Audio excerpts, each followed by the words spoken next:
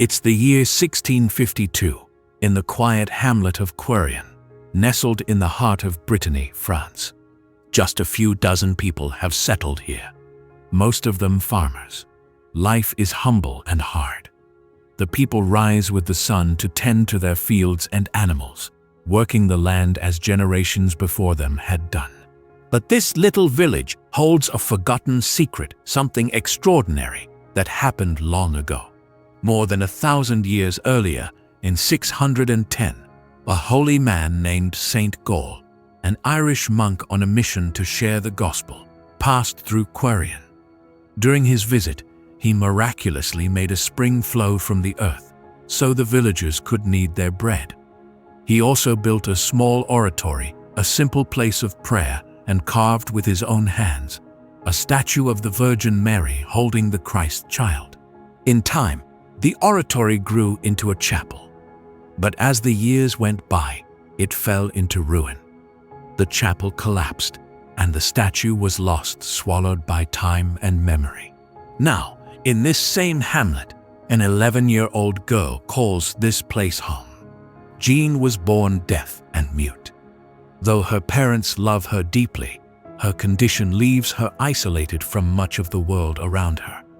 She cannot speak to the other children or hear their laughter, but her life is rich with faith and inner strength, thanks to the gentle care of her mother. She cannot hear the hymns in church, but she knows them in her heart. She cannot speak the prayers out loud, but she understands every word. Her soul is awake. And on the 15th of August, the feast of the Assumption of the Virgin Mary, something happens that will change her life and the life of the village forever. Like many children of the time, Jeanne works young. That day, after the church procession, she returns to her daily task, watching over her family's small flock of sheep. But in the quiet of the fields, heaven is about to speak. That afternoon, on August 15th, 1652, Jeanne is alone in a quiet meadow known as Fontenelle's Field, tending her family's small flock of sheep, just as she does every day. But suddenly, something strange happens. She feels a gentle breeze brush across her face, not like the wind, but more like a presence moving beside her. She turns around and freezes. Standing before her is a beautiful lady, dressed all in white. She is surrounded by a soft, glowing light shaped like an oval, and her face shines with kindness. Jeanne stares in wonder, but she feels no fear, only peace. Then, something even more incredible happens. The lady opens her mouth and speaks. "Charming shepherdess, give me one of your sheep." Jeanne hears the voice. Let that sink in. She can hear her voice. This child, deaf since birth, now hears a stranger's words as clearly as day. And without even realizing what's happened, she answers out loud, "These sheep are not mine. They belong to my father." The miracle doesn't stop there. The lady replies, "Go back to your parents and ask them for a lamb for me." Jeanne, confused but obedient, asks, "But who will watch my sheep?" And the lady answers with a gentle smile, "I will watch them. Go now, quickly." Still unaware of the wonder that's just unfolded, Jeanne turns and runs toward her home. Her heart is pounding not from fear, but from awe. She hears, she speaks, and in her innocence, she hasn't even noticed the miracle that has just changed everything. Jeanne bursts into her home, breathless with excitement. Looking straight at her father, she speaks, "Father, a lady came to see me, and she asked for one of your lambs." Her parents freeze. At first, they're stunned. Then, the truth hits them like a wave. Their little girl, the one who had never spoken a word, is now standing before them, speaking with clarity and joy. Tears begin to stream down their faces. They are overwhelmed not just by what she says, but by the miracle unfolding right in front of them. Their daughter is healed. Her father, choked with emotion, exclaims, "My child, if this lady has returned your voice, then we will not give her just one lamb. We'll give her the whole flock." Without understanding the full weight of what just happened, Jeanne smiles and turns back toward the field, eager to tell the beautiful lady the good news. She runs as fast as she can, and as soon as she sees the radiant figure waiting, she calls out, "Madam, we will not give you a lamb, but the whole flock." The lady looks at Jeanne and smiles. Then, in a graceful motion, she bows her head and slowly fades from view, vanishing in the light. Now, in the middle of the field, only Jeanne and her sheep remain, but not for long. News of her healing spreads like wildfire. Soon, neighbors and villagers begin gathering in the meadow. Everyone is in awe not just at the miracle, but at who this mysterious lady might be. Many already believe it could be the Blessed Virgin Mary herself.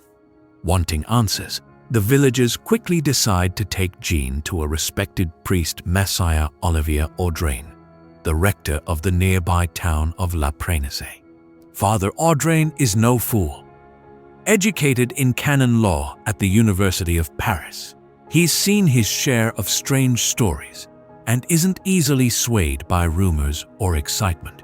But when Jeanne and her parents arrive at his rectory, everything changes. He has known this child for years. He has seen her silently sit in church, never speaking, never hearing. Now she stands before him, speaking clearly. She answers his questions with confidence and grace. Even this cautious priest cannot deny it.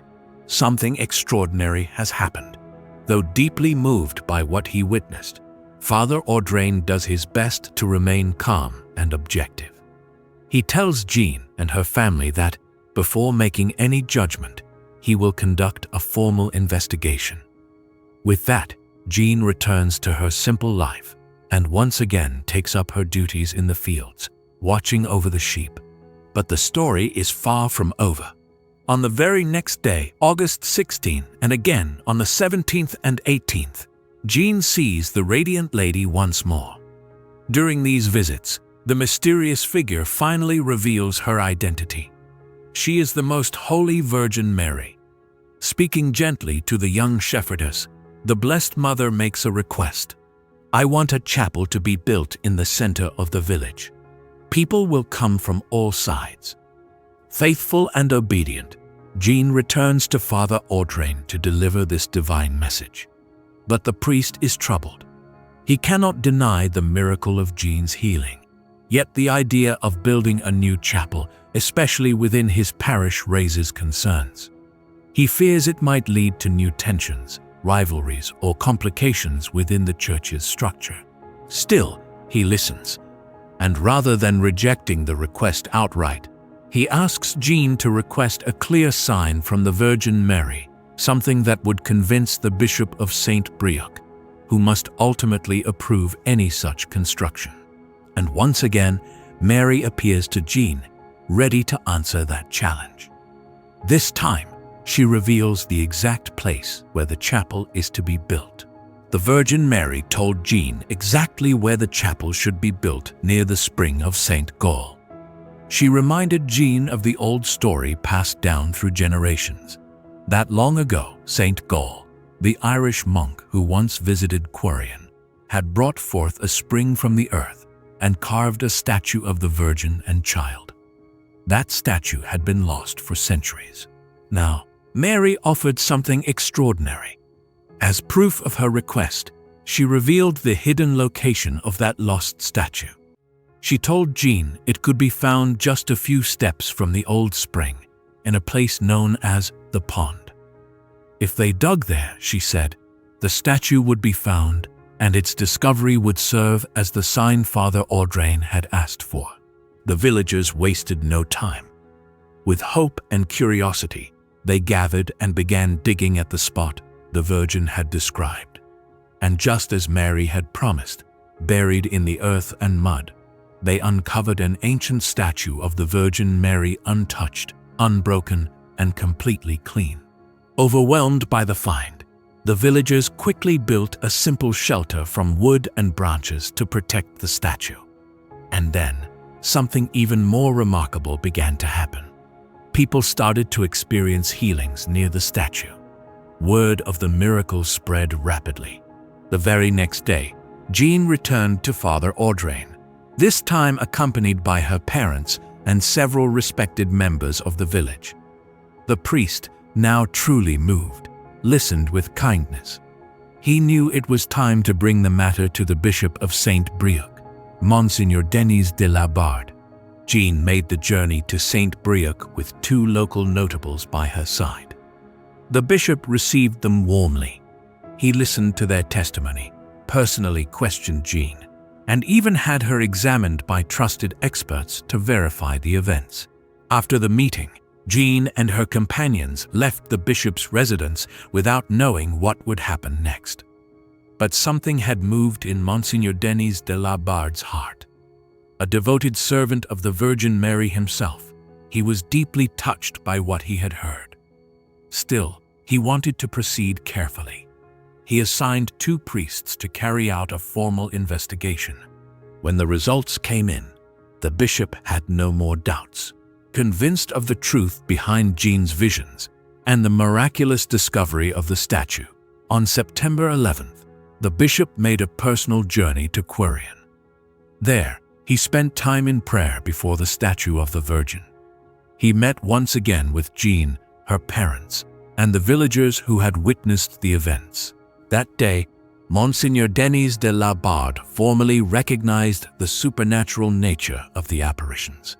Later that evening, in the chapel of the nearby Château de Tronche, the bishop blessed the first stone of the sanctuary that would be built in honor of Our Lady. Before returning to Saint-Brieuc, the bishop turned to Father Olivier Audrain, the same cautious rector who had first heard Jeanne's story, and gave him the task of building the new church, exactly where the Virgin Mary had requested. Father Audrain hesitated. He didn't know how he could possibly raise enough money for such a project. But Jeanne, still full of faith, gently reminded him. The Virgin said the money would come. She promised. And as they would soon see, that promise would be fulfilled. From that moment on, as the Virgin Mary had promised, miracles began to multiply. Many who came to Querrien seeking healing found it. And just as Mary had foretold, gifts and offerings began pouring in, allowing the construction of the sanctuary to move forward without delay. In 1656, at the heart of the village, a new church was completed and dedicated to Our Lady of All Help, Notre-Dame de Toute Aide. The church was built in the shape of a Latin cross and crowned with a graceful tower. It became a place of prayer, of pilgrimage, and of healing. As the years went by and pilgrims continued to arrive, the church had to be expanded. Between 1779 and 1792, it was enlarged to welcome the growing crowds drawn to the holy site. As for Jeanne Courtel, she lived a simple and honorable life.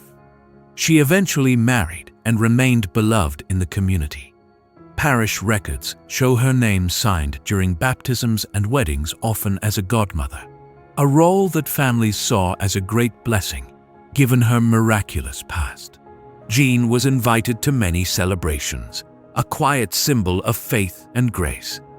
She passed away on October 8, 1703, and her tomb rests to this day in the very heart of the church she helped bring into existence, beneath the roof raised by heaven's call.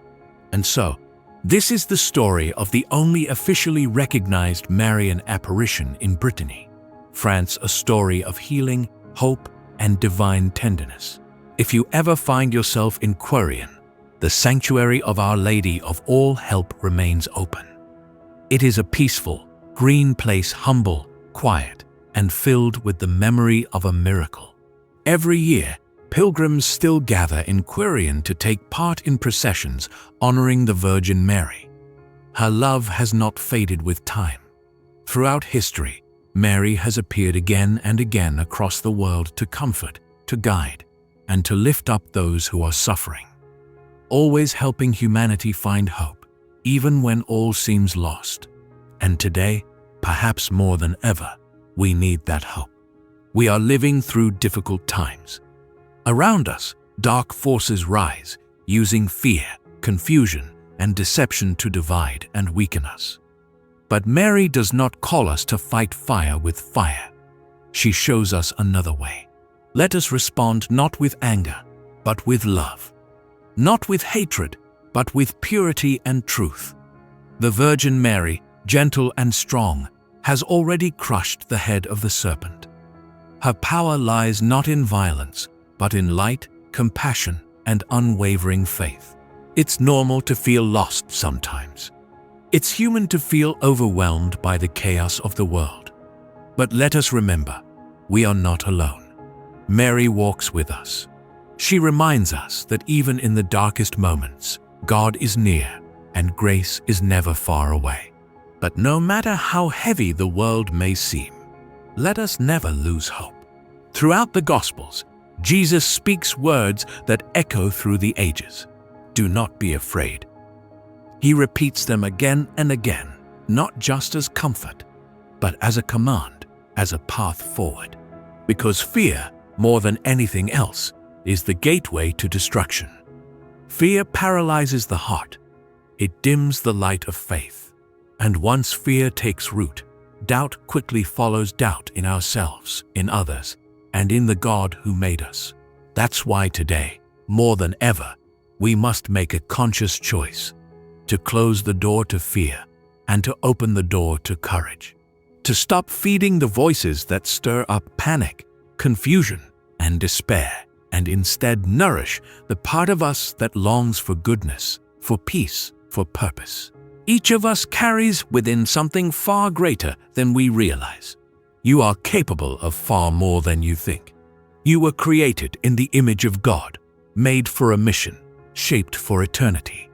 And the limits you believe you have, most of them are illusions. You can rise. You can love deeply. You can forgive, rebuild, and bring light to others in ways you never imagined. If only you dare to believe in the divine spark within you. This is the message that the Virgin Mary brings every time she appears. She doesn't come to terrify. She doesn't come to condemn. She comes as a mother gentle, loving, full of mercy. She comes to console the brokenhearted, to heal what is wounded, to encourage what is good and true, and to strengthen us when we feel weak or lost. Her message is always the same, no matter the place or the century. Turn back to God. Trust in His mercy. Don't give up. In a world that often seems to be falling apart, she reminds us that heaven has not abandoned us, that there is still time to change, still time to love, still time to begin again. Mary, Our Lady of all help, is not just a figure from the past. She is a mother for today and for tomorrow. So let's carry her message in our hearts. Let's be brave when it's easier to be silent. Let's forgive when it's easier to hate. Let's hope when it's easier to despair. And above all, let's live like we truly believe that we were born for light, not darkness, for courage, not fear, for heaven, not defeat. Because with God, all things are possible. Thank you for watching Messenger of God. May God bless you. Amen.